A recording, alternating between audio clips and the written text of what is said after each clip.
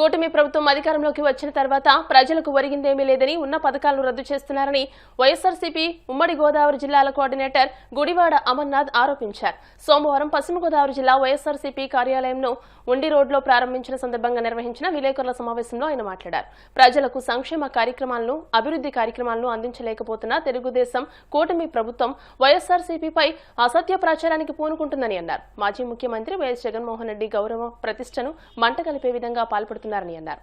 కోట్లాది మంది మహిళలకు ఒక అన్నగా, ఒక తమ్ముడిగా, ఒక బిడ్డగా ఎంతో మేలు చేసిన జగన్ తన సోదరి షర్మిలారెడ్డికి ఏ విధంగా అన్యాయం చేస్తారని ఆయన ప్రశ్నించారు. వైఎస్ఆర్సీపీని దెబ్బకొట్టడానికి కాంగ్రెస్ పార్టీతో కలిసి దుష్ప్రచారానికి కూటమి ప్రభుత్వం ప్రయత్నం చేస్తుందని అన్నారు. ఒకే రక్తం పంచుకుని పుట్టిన వ్యక్తి కావడంతో సోదరిపై జగన్మోహన్ రెడ్డి ఎటువంటి విమర్శలు చేయకుండా మౌనాన్ని సంయమనం పాటిస్తున్నారని అన్నారు. చంద్రబాబు ప్రభుత్వం ఇప్పటికీ 3,50,000 కోట్ల రూపాయల అప్పు చేసిందని, ఆ అప్పుతో ఏ ఘన కార్యక్రమాలు చేపట్టిందో అర్థం కావడం లేదని అన్నారు. కూటమిలోని పార్లమెంట్ సభ్యులు కొందరు భూ కబ్జాలకు పాల్పడుతుంటే మరికొందరు డ్రగ్స్ తీసుకుంటూ ప్రజలకు ఏం సందేశం ఇస్తున్నారో అర్థం కావడం లేదని అన్నారు. జిల్లా అధ్యక్షుడు ముదునూరి ప్రసాదరాజు, జిల్లా పరిశీలకుడు ముదునూరి మురళీకృష్ణరాజు, మాజీ మంత్రులు చెరుకువాడ రంగనాథరాజు, కారుమూరి నాగేశ్వరరావు, ఎమ్మెల్సీలు కవురు శ్రీనివాస్, వంక రవీంద్ర, ఉండి నియోజకవర్గ ఇన్ఛార్జ్ పివి నరసింహారాజు, పేరుచర్ల విజయ నరసింహారాజు, పెండ్ర వీరన్న, భీమవరం నియోజకవర్గ ఇన్ఛార్జ్ చినిమిలి వెంకటరాయుడు, గాదిరాజు రామరాజు, చవాకుల సత్యనారాయణ, జల్లాకొండయ్య, ఏస్రాజు, కామల నాగేశ్వరరావు, మాజీ జడ్పీ చైర్మన్ మేకా శేషుబాబు, గుడాల హరిగోపాలరావు, పాతపాటి వాసు, చిగురుపాటి సందీప్, జోగాడ ఉమామహేశ్వరరావు, కోడే విజయలక్ష్మి, కాండ్రేగుల నరసింహారావు, ఎడ్ల తాతాజీ, పీడీ రాజు, చిలుకూరి కుమార దత్తాత్రేయ వర్మ తదితరులు ఈ కార్యక్రమంలో పాల్గొన్నారు.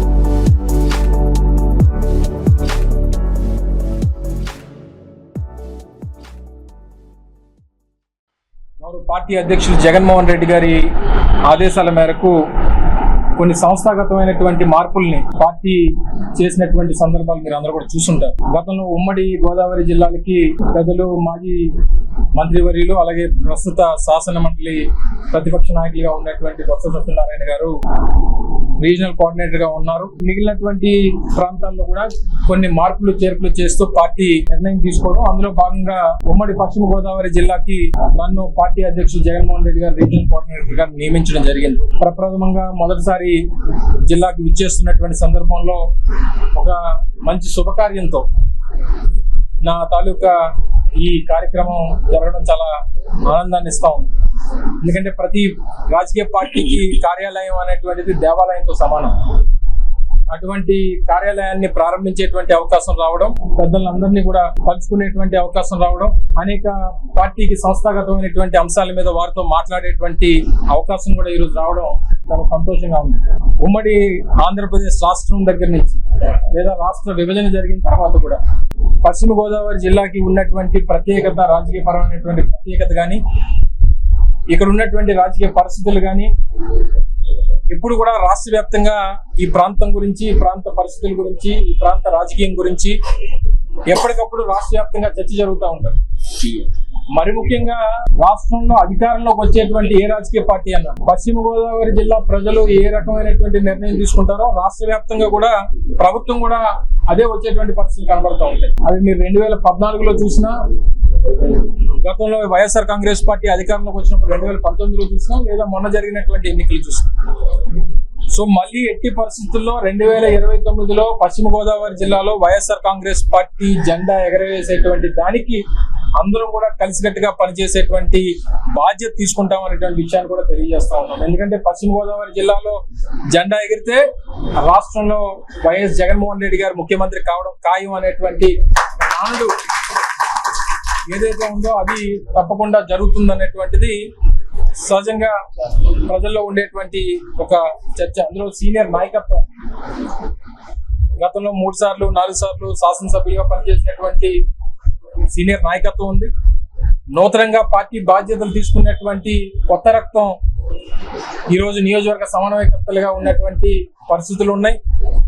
సో వారి తాలూకా సీనియారిటీని, అలాగే కొత్త రక్తం తాలూకా ఉత్సాహాన్ని, అన్ని కూడా కలుపుకొని పార్టీ జెండా ఎగరవేసేటువంటి దానికి అందరం కలిసికట్టుగా ఒక కార్యాచరణ రూపొందిస్తామనేటువంటి విషయాన్ని కూడా తెలియజేస్తాం.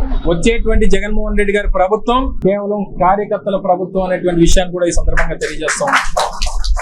డ్రగ్స్ అనేటువంటివి ఈ రోజు మన దేశమే కాదు, ప్రపంచ వ్యాప్తంగా దాన్ని ఒక భూతంలా చూస్తున్నటువంటి పరిస్థితి. ప్రజలకి అవగాహన కల్పించి దానికి దూరంగా ఉండమని చెప్పి దాన్ని అరికట్టాల్సినటువంటి ప్రభుత్వంలో ఉన్నటువంటి పెద్దలే దాన్ని ప్రోత్సహిస్తూ దాన్ని కన్జ్యూమ్ చేస్తూ చివరికి అడ్డంగా దొరికిపోయి కనీసం నిస్సిగ్గుగా పార్లమెంట్ లో కూడా అడుగుపెట్టి మళ్ళీ తిరిగి ప్రసంగాలు ఇచ్చేటువంటి పరిస్థితి వచ్చిందనంటే ఒకసారి ప్రజల్ని ఆలోచన చేయమని కోరుతా ఉన్నాం. చంద్రబాబు నాయుడు గారు చూస్తున్నాం కదా, 20 మాసాల్లో 3.5 లక్షల కోట్ల రూపాయల అప్పు.